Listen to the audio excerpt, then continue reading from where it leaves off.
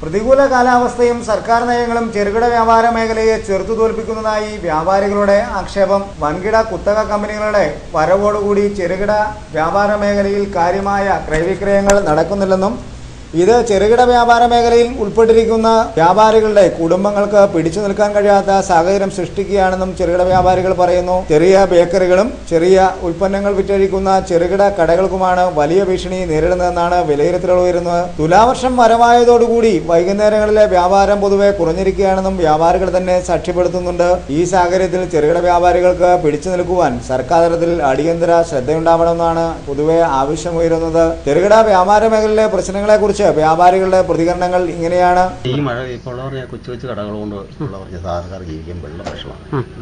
പിന്നെ ഒരു തരത്തിൽ അങ്ങോട്ട് തട്ടിമുട്ടി പോകും. സർക്കാരിൻ്റെ ഓരോ നിയമങ്ങളും ചട്ടങ്ങളും എല്ലാം ഇങ്ങനെ കടക്കാരെ സംബന്ധിച്ച് വളരെയധികം ബാധിക്കാം.